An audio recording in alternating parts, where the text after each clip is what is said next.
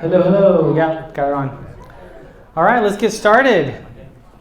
My name is Dr. Gilbert. I work at Corbin University. I'm a professor there, and also private practice for actually over 20 years, which is crazy to think about that I'm old enough to have done that. Today I want to spend a lot of time looking at topics I get to talk about all the time, which is sex and gender and dating and all this other fun stuff that a lot of people don't really always want to talk about. So this is me, healinglives.com. I wrote this book, I Can't Say That, to parents. So that was this push for all these years of teaching and talking about this has led to this book, which really was looking at what is a biblical sexual ethic and what should parents be teaching at age-appropriate conversations. That's a heart of mine and a struggle. So that's where I've been lately. Here's the problem, is I found out after I wrote this book that I remember I had this booth at a conference, and the young parents with new kids would just walk right past it because they would go, my kids don't need that, or I don't need that yet. When do they decide they need it? When their kid's done something stupid.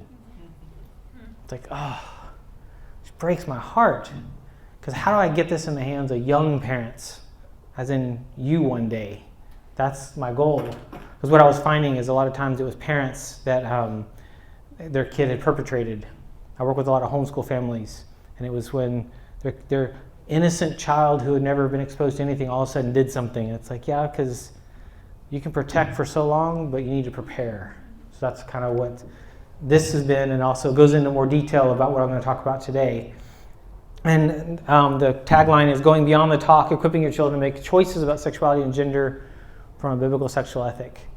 Some of the things that I do is I work with couples a lot. I do a lot of marriage counseling, working with adultery mainly.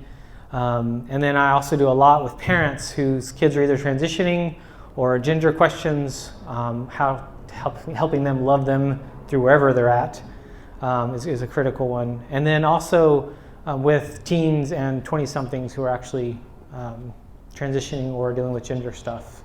So that's kind of what I do on the side, if you will, plus speaking. Today what we're going to do is talk about dating eventually. We'll get to that in a little bit, kind of go into a model, if you will.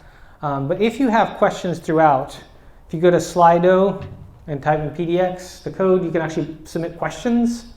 We're not going to get to them today, but my goal is to get these back to the leaders too, for us to continue this conversation, and you and your groups continue this conversation. Because a lot of what I can do today is present kind of some ideas, but my favorite is actually, where are you at and where are you struggling? What questions do you have? So the more honest you can be about those, the better. And remember that everyone can see them that logs in there, so just leave your name out, it's fine. This is sex ed nowadays, though. I think it's time we had to talk about sex, and the kid says, what would you like to know? And if you think about it, a lot of times when I talk to parents, the parents are like, we're going to have the talk when they're like 13. And this is exactly what ends up happening, because the kids are like, you've lost touch with reality. Versus this starts at 2. When your daughter stands up in the bathtub and goes, when am I going to get a penis? And you have to explain, you're not. You're different than your brothers, and you have a little micro conversation and talk about the differences. And then later on, when certain things come up, like we were watching The Voice the other day, and these 2 siblings got up on stage to sing, except they were both twin girls, and one had transitioned to a boy. And my son was like, what? Huh? So we had a conversation. But then the other side of that story was the way my son reacted to it grieved my heart too, because he was mad. It's like, ooh, more parenting needed here, because that's actually not an appropriate response either, to get mad at something that you disagree with. Probably because you've been told or taught to disagree with, or that's the perception, which is how a lot of our ethics is grown. So think about this model here, this picture. This is my other 2 sons, my son Alex and Blaze, Crazy Blaze, and we're about to head on a Boy Scout camp out, carrying all this weight, which is sometimes crazy, and I still don't know why I do it sometimes. And we head out into an adventure which that 30 or 40 pounds starts off heavy already, but by the end you're like leaning, at least us older guys are leaning on our poles like trying to not die, and the other ones are running ahead. But we get to see places like this. This is incredible. Mackenzie River a few years ago. My wife was not too happy about this picture at first though, because he's like, he's gonna fall in. It's so close.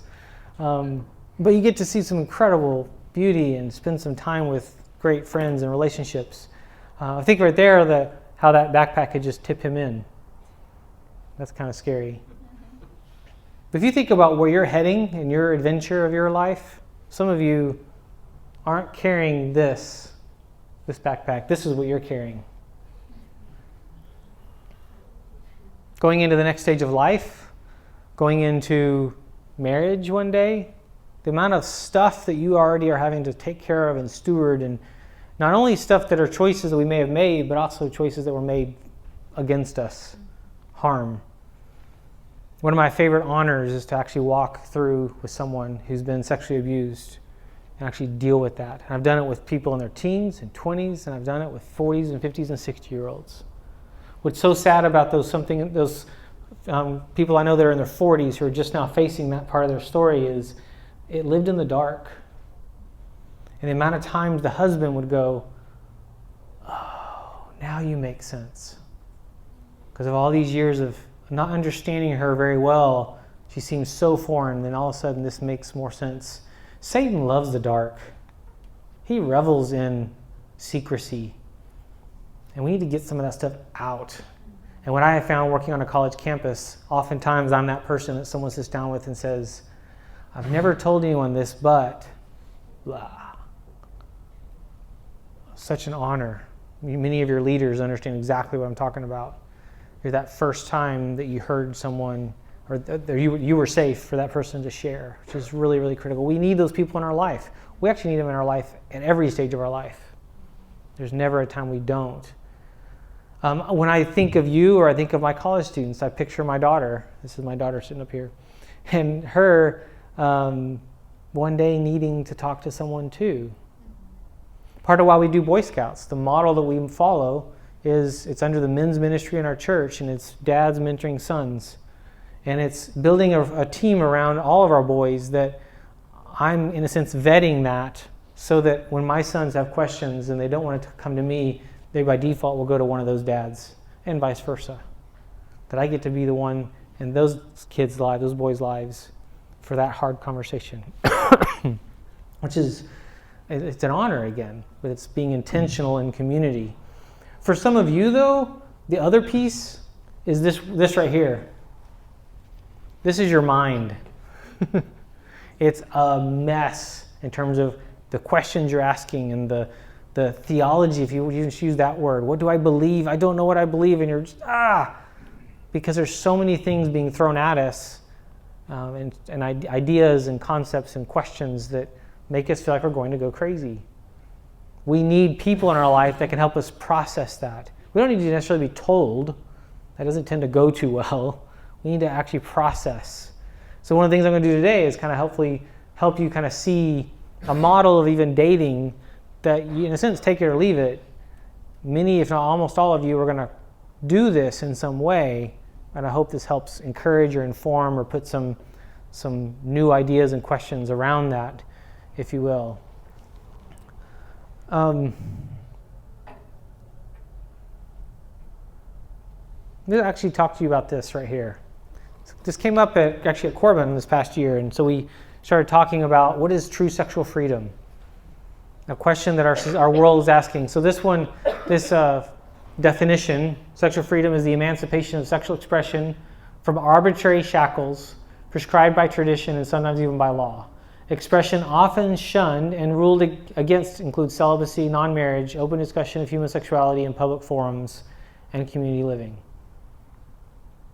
This is sexual freedom, and something that many of us are fighting for. We're trying to, I want to be whoever I want to be.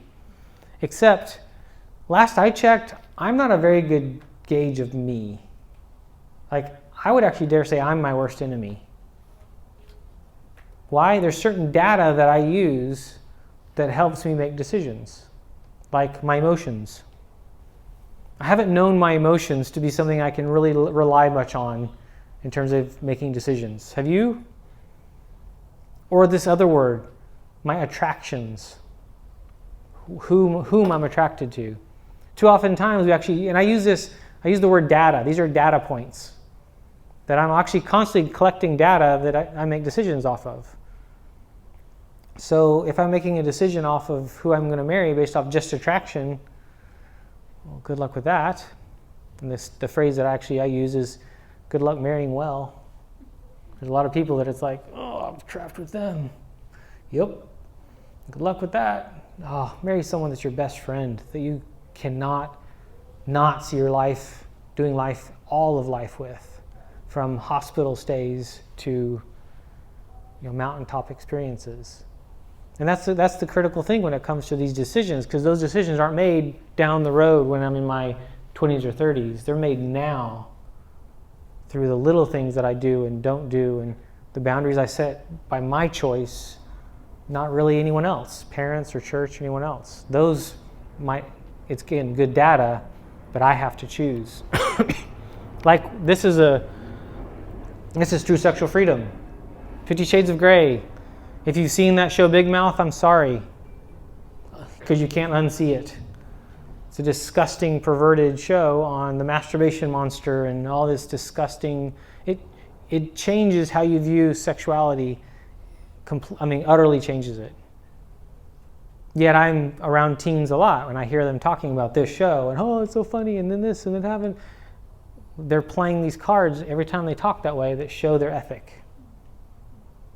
Just like when I hear parents who are like, hey, the end of Game of Thrones is coming, I'm so excited about it. It's like, whoa, you watch that? Okay, that tells me a lot of your ethic.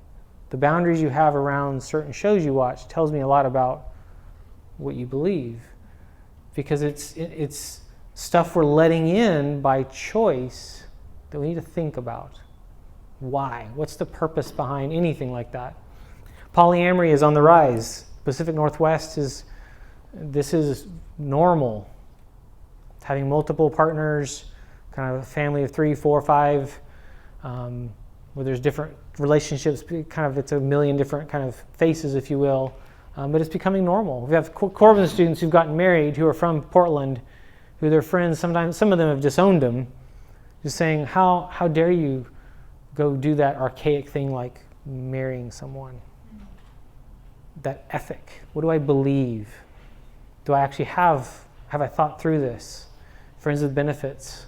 There is no zero consequences. It's interesting to see a lot of what's taught in our movies and TVs and in media and talk about go do whatever makes you happy sexually, and then the next report is Oregon, STDs are on the rise. Let's analyze that. Let's let a kindergarten analyze that. And they can figure out there's a connection. Our choices impact the whole of society, if you will. As in, look at this quote from Victoria Woodall. I am a free lover. I have an inalienable, constitutional, and natural right to love whom I may, to love as long or short a period as I can, to change that love every day if I please. That's sexual freedom. Which, by the way, there's no need for a God. There's no need for anything. It's just about me. Again, I look at my own self and go, man, I'm my worst enemy. If I let my emotions or I let my attractions, there's no way any marriage would ever survive. That I've got to be driven by or governed by something different, which is that phrase, biblical sexual ethic. What does the Bible say about who I'm supposed to be and these set of rules and parameters that I would end up putting around myself by my choice as I kind of bring in all this, which hopefully you're collecting right now. You're doing a lot of that growing, and by the way, it never ends. I love it because it's just, I get to spend my life studying and learning and growing and asking hard questions, and then something else comes up and it challenges it even further. So today I want to actually look at this bridge. So picture bridge. On the other side of this bridge is the idea of marriage. Not that that's the goal that you're all going to strive for, but if you're dating, that better be the goal. That's what worries me about some of our teens that are dating at all, because usually the marriage really isn't the goal. It's have fun, which is a problem. The rule in our house, and again, we've talked about this in our house since they were 2 or 3, and then we do passport to purity when they're 8 or 9 or 10, and we talk through this, is that they can begin dating when they're a junior or senior in college. And you laugh. And it's kind of a facetious thing, as in it's not a rule. I want you to not expect that there's something wrong with you if you are 16, 17, or 18 and you haven't started dating yet, because that's what I'm seeing. Is it becomes I'm broken or there's something unwantable about me and I need help, versus that door will open when it opens, and actually if I stop trying to make it, or if I actually have boundaries around it, I'm going to have a vetting process of who's going to be let in that's going to protect me from myself. And a lot of times I'm my worst enemy, so that vetting needs to be done by other people. It may not be mom and dad, that's okay. But there should be key people. When my wife and I were dating and we were considering getting engaged, we sat down with this one couple, and they were the ones that if they had even hesitated, my wife would have walked away that day. They became a very important yes or no. If they see a red flag, I'm not going to let my emotions move this further. I'm going to let them be. That's hard to find those people. We need those people. Some of you really need those people because you're attracted to the wrong person every time. And so you're your worst enemy, and it's usually because of stuff that's happened to us that shapes that kind of story. This is a verse that I've used that's really helped me throughout my life. Now to him who's able to do exceedingly abundantly above all that we ask or think, according to the power that works in us. Do I really believe that? Even when I think of marriage, because this was a critical one for me in my single life, was do I believe that I have to make this work, or can I trust him that he will make this work? Because last I checked, when I try to make things work, things don't tend to go too well. And when I trust him, things that don't make any sense happen. When I actually have boundaries and rules and parameters, I'm actually healthier and happier and more whole than when I just kind of let my emotions run everything, or my desires, if you will. So the words I'm going to put across the top of this, the connecting, coupling, covenanting. Dating and courtship, we've used those words forever, and they mean something different to everybody. It gets frustrating, actually. I really actually love the model of courtship. This girl I was interested in college, I never asked her out. We were just friends forever. But anyone who ever asked her out, she gave the phone number of her dad and said, call my dad, ask him. Why? I would hate to have to be one of you ladies and deal with one of us weirdos. Instead, she passed it off on dad, and she'd call dad and go, Dad, this guy Corey's about to call. Tell him no, please. She didn't have to be the bad guy. It's like, this is awesome. And so in some sense, I'm like, I wish all of you ladies had someone in your life that you could pass off this. Then there's my sister who was like, I say yes to everybody. It's free dinner and a movie. Why wouldn't I say no? Yes? You! She liked the free dinners and movies, and yeah, that's not good either. So what's the point of dating and all this? And I feel like it's almost like a crapshoot, if you will. It's kind of scary. This connecting right here, this is what we're doing with everyone. All of our relationships, we're connecting with people. We're building bonds, and we're breaking those bonds, and we're getting closer to some. And there's really actually few that kind of come into that inner circle, if you will.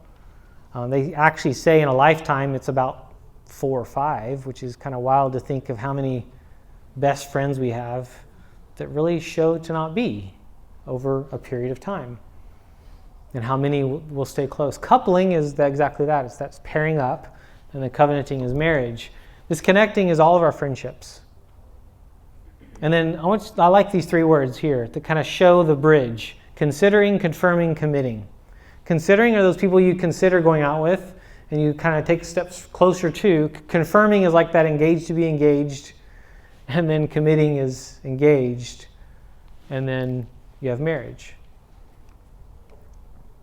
What if you actually could really clearly put a line.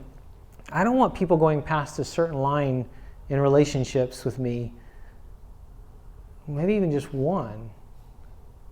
How many of us have had too many that have gone all the way into more of a committing, and we actually didn't have any intention of marrying them? Because along with that comes a lot of physical involvement. That girl that I chased, that I liked in college, I actually pursued her for 7 years. So college and way past. And then one day I had to go to her wedding and watch her marry someone else. And just cried like a 2-year-old. It was a horrible day. What was really cool was a few years later, she was in my wedding as a bridesmaid. What if, this will give you an important idea of a potential boundary. What if everyone you date, you kept the boundaries well enough that they could actually be at your wedding and be on stage and celebrate with you? Whoa. What if? Because you don't have a physical history that actually makes you embarrassed and ashamed them or you. Because there's something about the powerful bond of that physical piece. Which means maybe we should not open that door until down the road. Yet, how many of us already have? Which is the beautiful picture and story of grace and a God that's a redeemer. One of my favorite things of walking through some couples who she's been sexually abused and seeing them come to the wedding day, and she's terrified actually. And then to see him be very, very gentle and careful and knows what's going on, and he's able to show her little see Christ. This example of someone who cares in a way she never thought possible, and they enter into marriage and they build something beautiful. Like, I would hope that for you. The honest truth is most of us carry way too much baggage. We're all walking in very broken when it comes to this marriage piece. Let me actually show you some more words on the bottom. Oops. It's right here. Skip that. Actually, before I do that, let me show you. This is the question, a key question that I actually said to my wife while we were dating. Or not question, statement.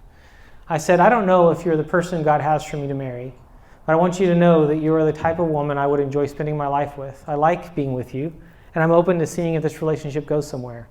If you want to back out of our dating relationship right now, then that's all right. You owe me nothing but honesty. And I said this to her every few weeks.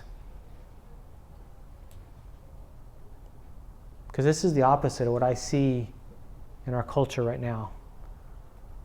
Or she can't leave because he'll go kill himself. Or he can't break up with her because she's so, I can't live without you, which is a sick, twisted place to be in. Because we were never meant to be dependent in that way on another human being like that. We choose dependence, we choose interdependence, but out of a place of health. Not sucking dry, that's codependence. So what if you could say that? You owe me nothing. And then here's another one. If you discover after a few dates that a young woman is not the type of person you want to spend your life with, tell her as gently as possible. And that implies face-to-face, not texting her. Be honest about your feelings and forthright about your intentions. Be real. This is not normal, which is actually kind of the point. What if we actually created that atmosphere in our youth groups and in our friend group, because the influence is incredible, peer-to-peer, of almost kind of that demand and that health of being respectful and actually having each other's back in a way that doesn't protect secrets. It's, no, I'm going to help you get the help you need. How often do we cover for someone because of something bad's happened to them, instead of actually getting them the help they need, whether they like you or not in the moment? That's where we find out that friendship piece. Now let me add 3 more words to that model. Down here at the bottom: sexuality, erotic sexual behaviors, and true sex. Now sexuality, This is the whole of all of our relationships. We don't tend to think this way. This is not a normal way to think. We actually tend to use these words like non-sexual touch, which I really honestly don't think exists. Because touch is touch, and it changes our body chemistry. What's scary to me is how often someone has learned that when they're touched, they just learn to freeze and die inside because of their own story, and you don't have a clue that that touch just did harm. Versus that other person where you touch and they jerk back because they're in an earlier stage and they haven't dealt with some of that stuff and learned these skills we kind of almost force on people, which is a mask to live behind. Touch is powerful.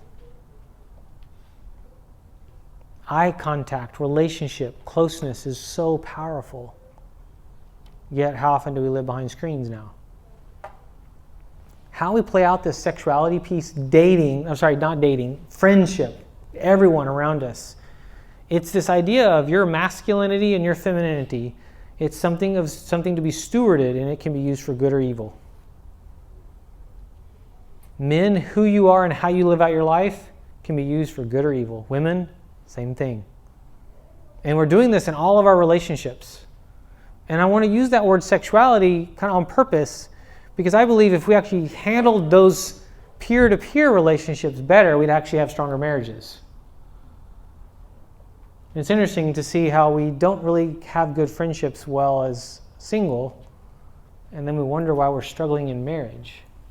Because the learning ground here didn't produce the kind of person that had the skills to do well here. You're in that. This is where you're at right now, as learning how to deal with that crazy friend of yours that you want to wring their neck half the time. And sometimes they're your own sibling. And it's like, how do you deal with them? And if you don't know one of those, you're that person, by the way. So how do you deal with that? It's relationships. It's give and take, back and forth. And man, we can use parts of us in ways that actually are misused. Then you move into this erotic sexual behaviors and the true sex. Now this middle one we'll get to in a second. True sex, that's the stuff that you would do in marriage. What does the Bible say is reserved for marriage? Sex. That's too broad. Intercourse. We say the word sex, but yeah, intercourse. Except the Bible also talks about not having even a hint, so good luck with that. Because we're all in trouble here. And part of this is actually learning that you have disordered desires that you actually need to choose to put in order, which is a submitting to Christ, which is a scary, for every one of us. It does not matter who we are. Whether you're asexual and I feel like I'm not sexual at all, it's submitting that to God. No matter what my attractions are, same thing. Whether it's high sex drive or seemingly none. We're all very different. And that's kind of those gender questions that are actually currently in our culture, in some sense, very appropriate. And then what do we do with that? Well, this middle one, let me put it this way. Sexuality is kind of all of our relationships. Then we have erotic sexual behaviors as a part, and then true sex, and other things that might as well be. What I would want you to do, and what we tend to do, is we try to give you a list of what should be in this yellow box. And if you think of what's done in dating relationships, there's one of them that really bugs me. It's kissing. Yeah, let's make out and turn your engines on and then walk away. That just seems mean. Like, there's a reason why I think some prostitutes actually say that's the one thing they don't do. There's interesting data. But yet in our culture, it's like we start dating and start kissing. I'm like, really? Because it's a gateway drug into everything else. What if that's actually not the best idea? But what if you actually decided, what are those things prior to me getting even into a relationship that I won't do, that I'm going to put into this true sex box? And what are those things that I would actually say are okay?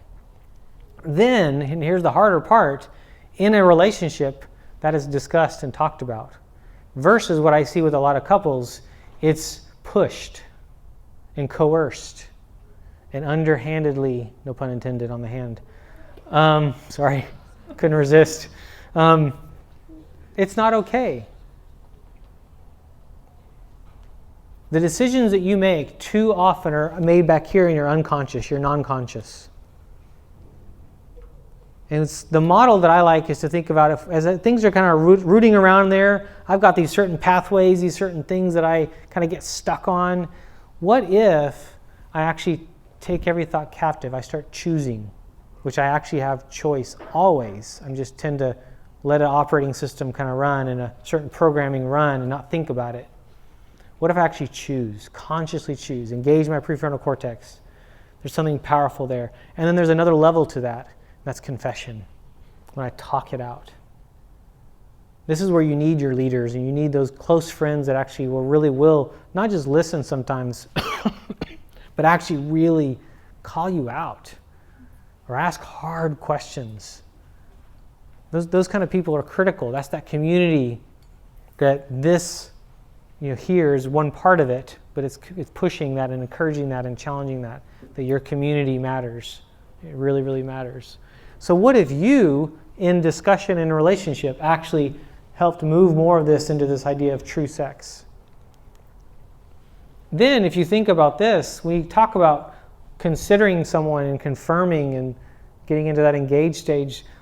A lot of this doesn't have to get dealt with. This erotic sexual behaviors, these kind of set of rules that I don't know what the rules are, and do I just, anything that's bathing suit covers I can't touch, or we have all these things that really all we do is just push and push and push boundaries, which doesn't encourage a healthy relationship. If you push boundaries when you're dating, you're going to push them when you're married. If you're dating someone who's cheating on you, they're going to probably cheat on you when you're married. The data you get when you're dating helps you know, is this someone that's worth building a life with? My daughter, when she was born, 9.5 years ago, wow. I was bedridden for 1.5 years. All 3 of my wife's pregnancies, I was sicker than she was. I have Crohn's disease, autoimmune disease, and it's just constantly killing me. And I've used to just be in the hospital all the time, over and over and over. And now I've learned to manage it. But when she was born, Kelly comes home with this new infant, and we have 2 toddlers running around in a house built in the 1800s that I'm restoring that has no shower after a 3rd C-section. I felt pretty worthless. I wasn't suicidal, but I wanted to die every day because of the pain. Yet I got up every day and taught my classes. I was a professor. Every day I get up, go to class, sit on a stool and teach, go back home, back to bed. It's a dark time. What's interesting is when my wife and I think back on those, that 1.5 years, we don't have this hate or this even negativity of that stage of our life because our us was intact. Because what we had already built was something that was strong enough to handle the storms.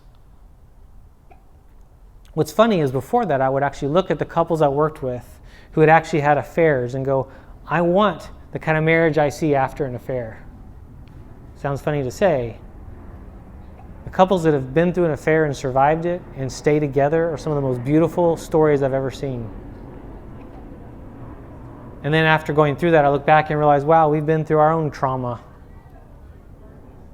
That she had to do a lot of soul searching and grace giving when I was being so worthless and helpless during that stage. That's what you're preparing for. So in the dating time, you need to be able to think of that. What is that person going to be like when I have one former student of mine in Georgia where they're married and 2 kids and he has a brain tumor. And what do you do with that? What do you do at that stage? Another one of our close, dear friends, they just lost their daughter. She was stillborn. And just the grief of that loss. And she's having a hard time recovering and letting the grief even come in because it just seems overwhelming because I still have life to do and other kids. And that's what we're preparing for. And if you talk to probably any of your leaders, they could just tell you probably story after story after story of how because of where they were at, this is what happened and it was negative, or because of where they were at in their marriage, here's how it played out different. Good and bad.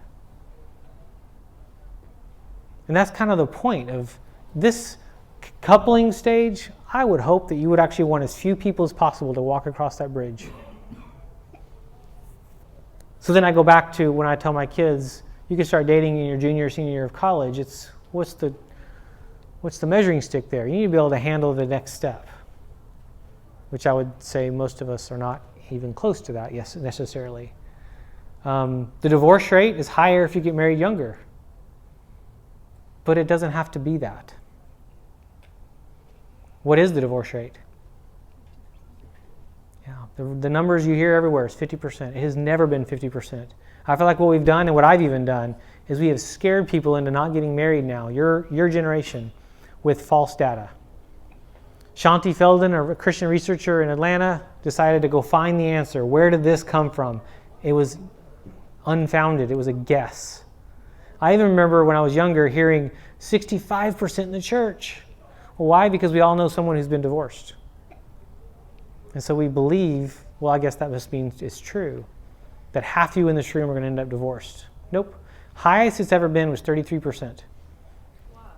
You add these three factors in, it lowers into the teens. College education, don't live together before marriage, and church attendance, and it drops into the teens.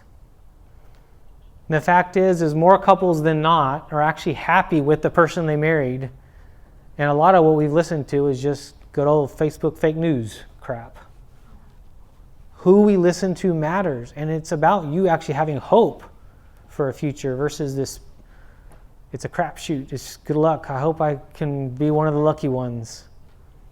Which breaks my heart for you. Some of you, you're actually pretty excited about marriage one day, and if you're not careful, you deify marriage. That was me. And it almost doesn't matter who it is, it's just I want to get married, and I'm glad God protected me from myself. Was engaged twice before, and God literally intervened in those situations. And I don't think I'd be alive today if it weren't for my wife because of what she's helped me through with our health stuff. And in our 10 months of dating, I ended up in the hospital 3 times, and one of those the doctor said I wouldn't make it. I mean, it shapes your dating life and your future. She got married to me, and then ended up the first year of our marriage, I'm at home bedridden, and she's making, I was working on my doctoral stuff, and she's making money, and she's all the opposite way of what kind of you think. And God's a God that's a redeemer, though. He's a restorer. Do we really believe that? Do we actually believe that? C.S. Lewis said, "It would seem that our Lord finds our desires not too strong, but too weak. We are half-hearted creatures, fooling about with drink and sex and ambition when infinite joy is offered us, like an ignorant child who wants to go on making mud pies in a slum because he cannot imagine what is meant by the offer of a holiday at sea. We are far too easily pleased."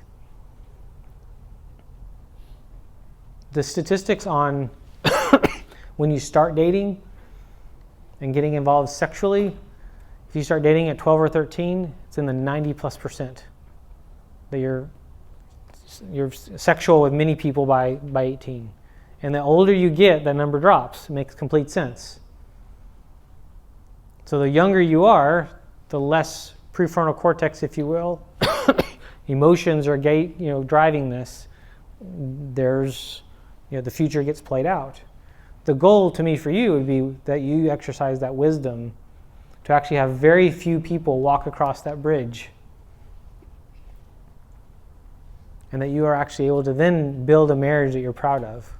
Why? That marriage that you build is something that actually it's meant to help endure some of those harder times, like I mentioned. But yeah, if we're not careful, we marry someone because we like them. But we marry someone because of our selfish desires. Can I trust God that He's got a bigger picture because He's got plans around the corner that we can't see? That it's a bigger story, if you will. And that's what I would hope for you.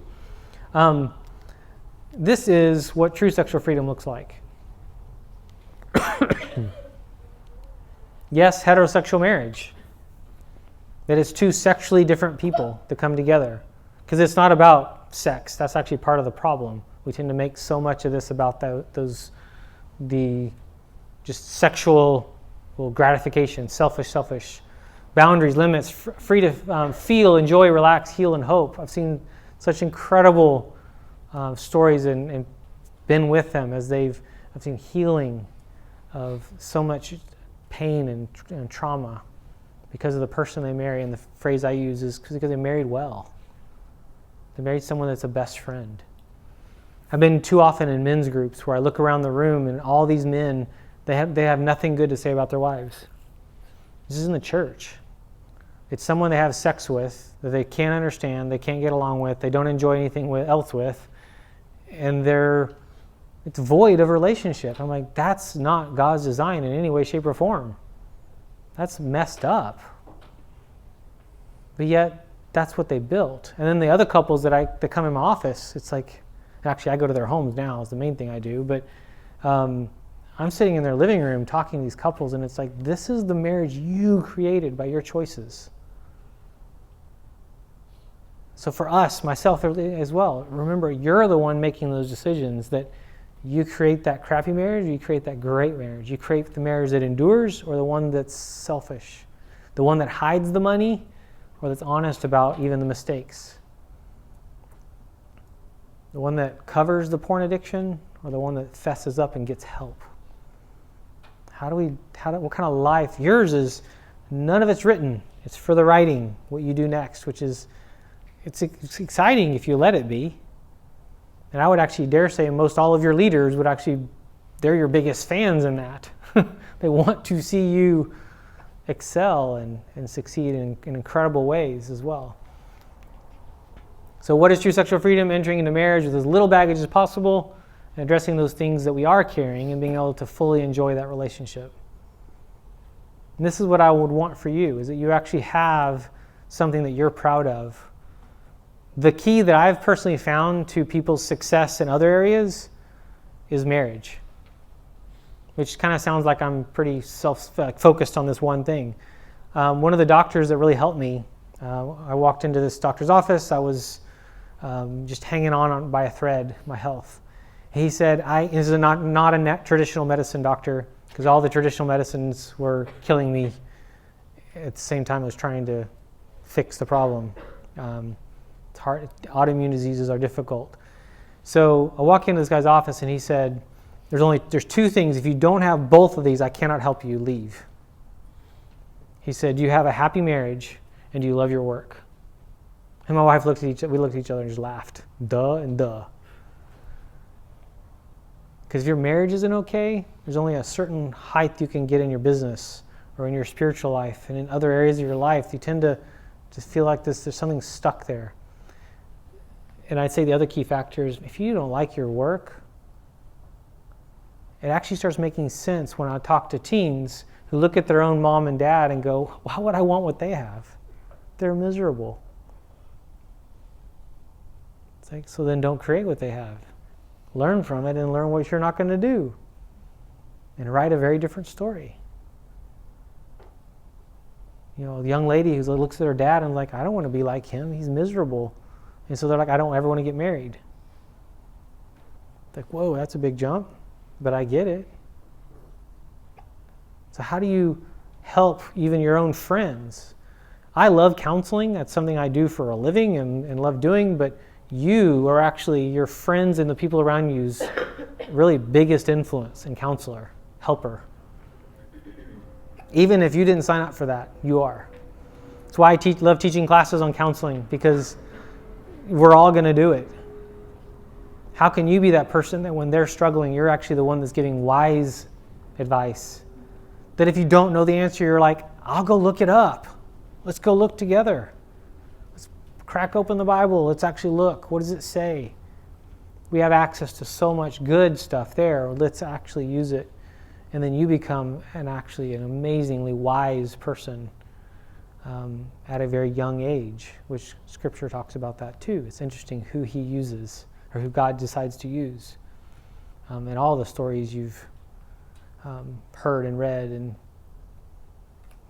it's you. I don't know about you. It's scary when I think of it being me, and it's also exciting. That I love that I get to sit in homes and I get to talk to people and walk them through a very dark place. And then I'm out, and to see lives transformed and changed, which is really, really incredible.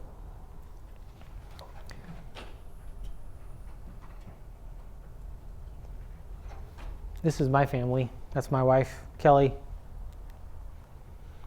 The day I got to baptize my oldest son. So you got him in the right shirt. He's got a Harley shirt on. And then Blaze was born. He's my crazy boy. And then my daughter Miley. She's the one I wanted. I had to have 2 boys first to get what I wanted. I cried when I found out I was having sons. I was like, I don't know what I'm going to do with them.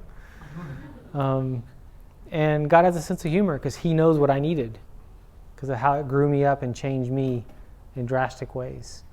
Because I talked about this in the other group, but in my marriage, I'm the girl. My wife's the guy. I'm the emotional basket case. I'm the spaghetti brain. When we got married, I had the planner with all the colors and the songs and all the things. My wife had not even thought about it. She's a former legal person, brainiac, weirdo. And us coming together answered a lot of questions I had in my life. Because I was like, it makes sense now. Who I am isn't someone that's broken. Because I worry about me, if I was your age today, what I would be facing. Because the questions I asked at your age about gender, because I didn't understand why I didn't fit and why I wasn't like all those other guys. A lot of questions that I really wrestled with. If I were wrestling with them today, a very different outcome might be possible. And it breaks my heart that some of the questions we're asking.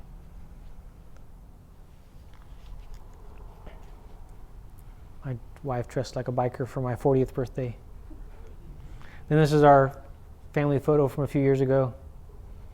This is a church directory photo. It's the best we could do. There's a more recent one. Yeah. What's crazy is when we met, I was walking with a cane and was told I'd never work again. Now I ride a Harley every day, and she stays at home, and she homeschools our kids and hasn't worked a day in her life in 11 years. Just kidding.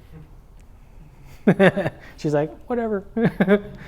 And she's insane what she does. And I love it. I love what we've been able to build. You fast forward, this is nothing like I expected. It's 10,000 times more.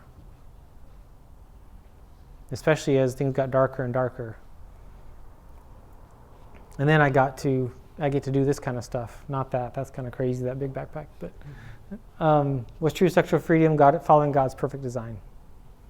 He knows best, and what I believe, my biblical sexual ethic really, really, really matters.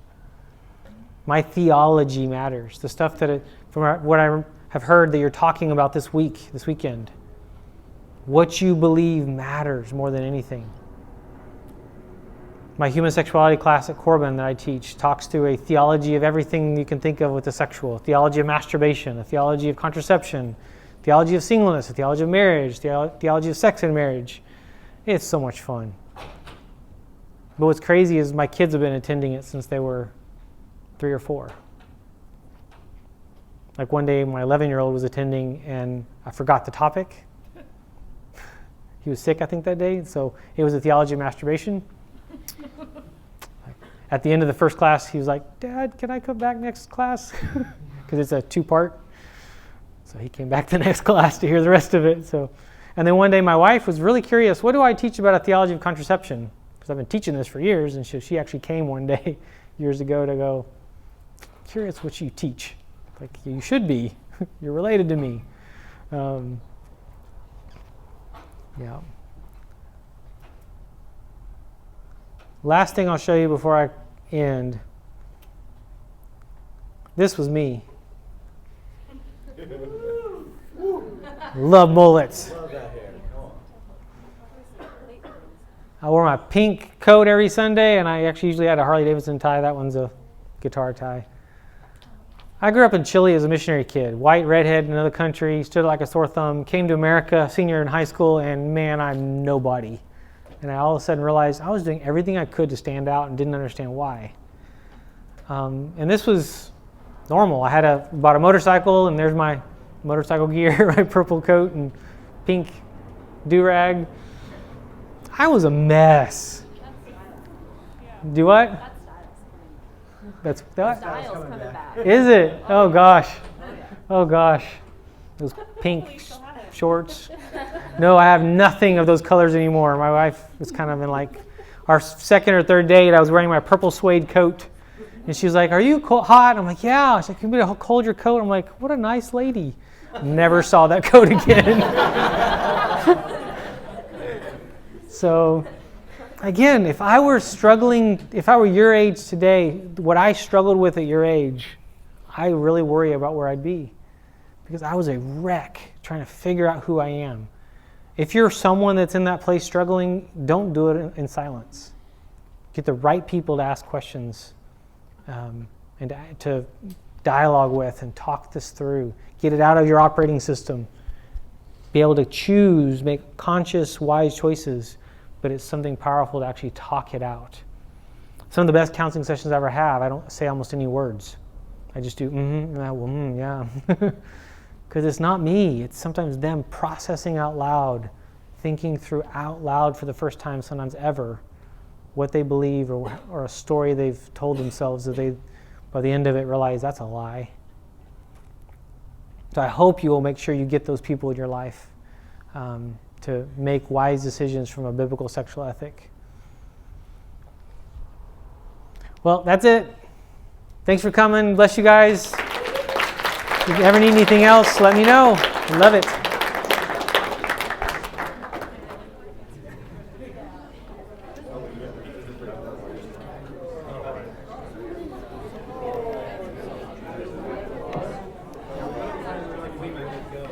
Oh, hey.